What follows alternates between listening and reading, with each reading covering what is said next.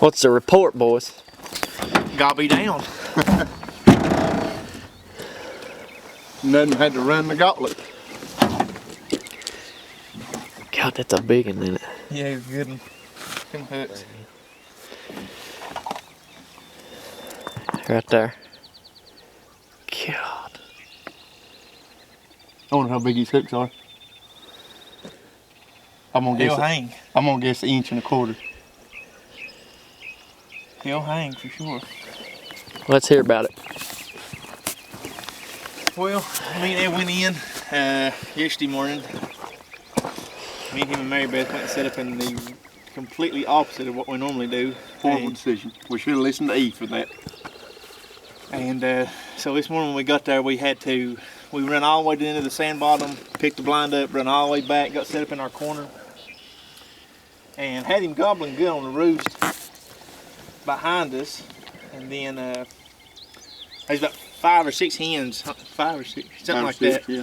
Hens come out in front of us about 100 yards. And while we and him was sitting there watching the hens, I thought I heard him spit behind us in the sand bottom. And the AF said, "Are you sure?" And I said, "Well, I think so." So we just kept sitting there, and finally we both heard him, and we knew then that he was out there. And it wasn't just a second. AF said, "I've spotted him," and he stood back there and spun for probably 10 minutes, and he was probably about 60 yards, and I just gave him a little soft calling, and he responded to it. And I don't know if that's what brought him or not, but it wasn't just a second. Here he come, and he jumped across the ditch, and he come right in beside me, and Evan button for about 15 yards, and I let him have it.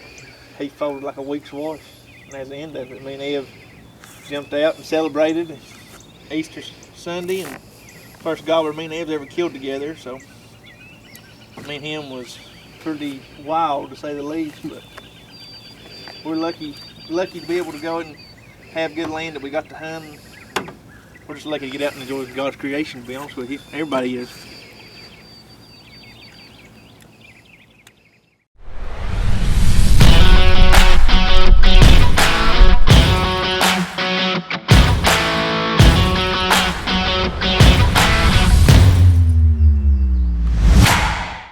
Well, guys, we're back. This is another episode we're going to bring to you. This is opening weekend for me and Evan the river. Went in there opening morning. We've hunted the river farm for, I think this is the 5th year, 4th year that we've hunted it. We kind of know how these birds do every spring. It's just nothing but a huge big green bottom, probably 600 yards. They always go to one corner every morning. They always come to this one corner. We found that out.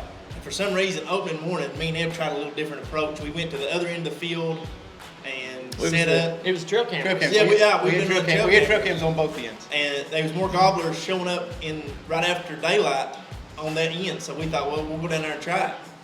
Me and Ed get the blind, set up everything, and we hear the birds gobbling. We know they're in there. Then we sat there probably till about 10 o'clock, somewhere maybe 9 o'clock, 10, somewhere like that. Seen nothing. Seen nothing, absolutely nothing. And access to that, me and Ed can drop down right on the riverbank and nothing can see us when you skirt the river and see up into them fields. Sure enough, me and Ed get down there, look up into the big field where they normally are. There's 2 big long beards, probably 5 or 6 hens. I try my best to get in there and talk aggressive to them to get them, but they ain't breaking from them hens. And we ease out. We didn't want to booger them. We knew we'd be coming back there in the morning. We were out of blind. We hit this old roof bed here behind us. We started walking up there and we spotted 2 big old gobblers, about 4 hens out in this field. And they're gobbling at us, but the hens are going directly away from us. So the only thing I know to do is, I don't know. So next morning, me and Ev go in even earlier because we have to go all the way to the other end of that field, get our blind. So here me and Ev are 5 o'clock in the morning running down this field, carrying a blind, guns, blind, chairs, camera, tripod. I mean, it was a madhouse for a little while. Anyway, we get in and get set up. Birds gobbling on us. We know kind of where he's at. He's located behind us in another big field. Actually, the field you said. Yeah, the on field day we said before. the other day, he was gobbling on the edge of it, so we thought, well, this may still be messed up, but we're going to try it. Good morning, guys. It's Easter Sunday, and me and Evan back to our farm. He came in about 20 minutes earlier than what we did yesterday. And we walked all the way down the other bottom and got the blind and got it back to our normal spot. And set up there. We've had some cougars calling by us about 125 miles. We can't tell if they're across the river yet or not, but we've heard some hens over here killing. We're just going to hang in tight and enjoy be out here. So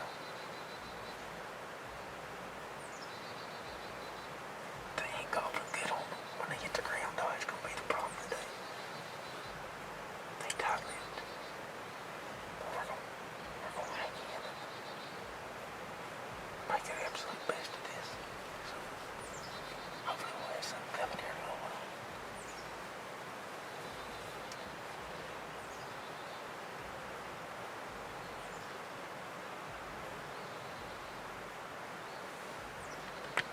We've been set up it broke daylight maybe 30 minutes, and Ed spots those 5 hens come out in front of us. And we still we could hear the bird. We knew he was behind us, so we knew then we were in between him and his hens. So we felt really good about that. He wasn't gobbling at this point. We just heard him on the roost. And where we set up in this corner, there's a big, deep creek bed that separates these 2 fields. And we set up right on the edge of that. We keep one window with that blind to look into the backfield. And we've been sitting there, and the hens were just out maybe 80 yards in front of us, just grazing in that field. And sure enough, I thought I heard him spit. And I told Ed, I said, Which Logan's about to cry wolf. Logan cry wolf. Almost every hunt he'll say, I hear a turkey or I see a deer, and he'll turn around all excited and he'll be sitting there filming these phones. I keep everybody on their toes, that's for sure. But anyway, he said that, and I thought, yeah, whatever, Logan, no big deal. Well, maybe 2 minutes went by, and all of a sudden I heard him spit, and I said, yeah, Logan, you might be on to something. Well, I picked out that corner of the blind, looked across the ditch, and he was standing there strutting 30 yards behind the blind. And I told Logan, I said, he's right here. And Yeah, he was actually strutting in the field. He was strutting. that y'all hunted the morning before. Right. He wouldn't have been in range. Yeah, no. But he was in that He field. was, but in that creek bed, it's so growed up, you're just looking through vines and stuff, trying to get, all we could see was just a black glob moving. We knew he was strutting back there. But we knew his hens were in front of us, so me and Ev knew eventually that old Joe was going to cross this creek bed and come up in our side. And it wasn't maybe, 15 minutes, and I soft called a little bit. He's back there gobbling, and his hens just still picking around in front of us. And Ev's getting to our pieces, telling me to shoot him behind us. And I'm trying my best to let him come in right on the decoys. I'm wanting to see him try to flog a decoy. So our decoys ain't 10 yards in front of us. We trying to play aggressive on that. And sure enough, I started soft on a little bit, and Ev said, okay, he's headed. He broke, and he's coming down through that creek bed. the last time I seen him, I had another little window cracked, and I could peek out there, and I could see him strutting in the creek bed, and I told Logan, I said, he's coming. Yeah.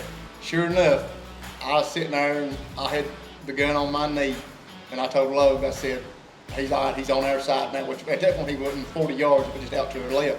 Well, I felt that gun weight come off my knee, and I thought, well, here we go.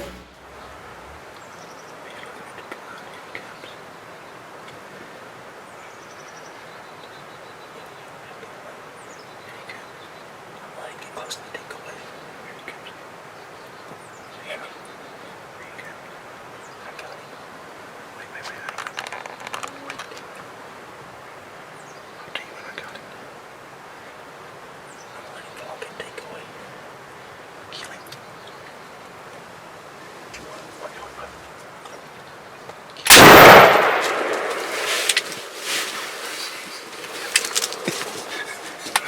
Shh.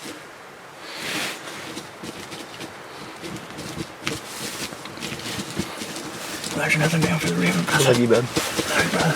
Happy Easter, brother. Happy Easter, brother. Happy Easter, brother. Happy Easter, brother. We done it. First one ever killed. Shh. Be quiet. Be easy. Be real easy. I was gonna let him get that Jake, but he seen a little something. Yeah, when I seen when he done that part good, I just put it right on the head and slapped that neck. So. And I handed the camera around, got him on the decoys, and I knew what was coming. And at that point, I couldn't see him. But Logan could at that point. He'd already he'd already come into my view. I shoot left-handed, so I'm always on the far side.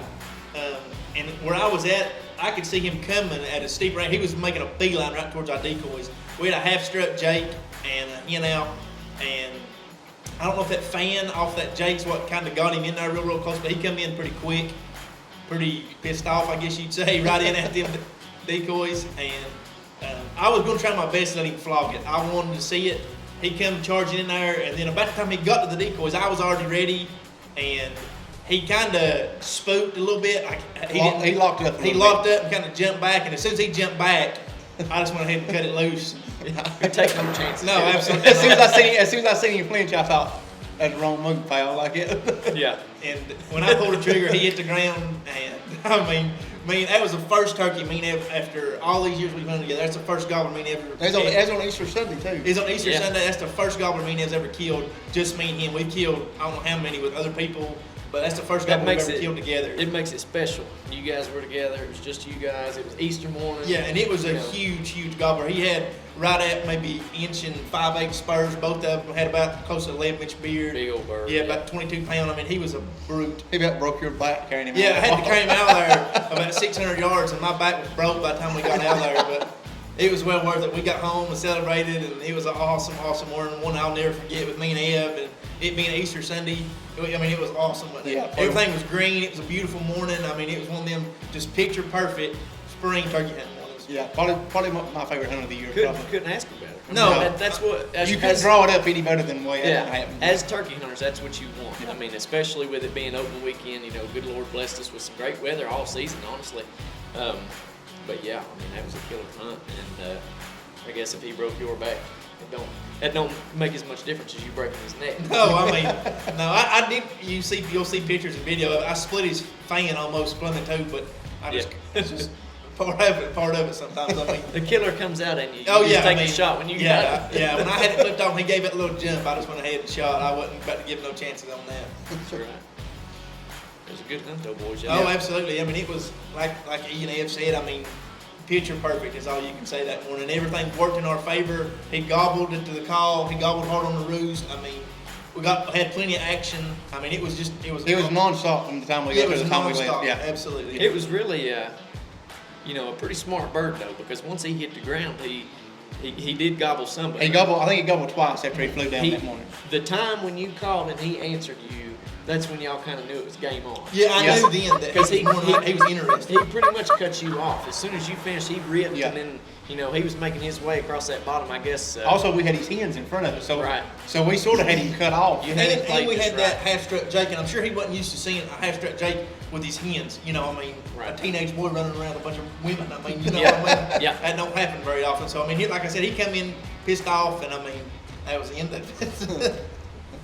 But that was one of our better ones of the year, and we'll have more coming to you here on the next few episodes. But these old boys here, they've had some. I had to work quite a few weekends. But these old boys here, they've got some action for you. Yeah, and I will add, at least these boys were able to bring the gobbler out of the open weekend because me and Dad obviously we had our unfortunate events happen the last episode, but these boys were able to bring a really good long beard to the table on the open weekend, and you couldn't ask for more than that. I mean, it was just action packed, and it obviously got us even more amped up to stay after them. So y'all catch the next episode; it's gonna be another good one. Second week picked up for you and your dad off of it. Oh yeah, that's right. That old moss bird booked another.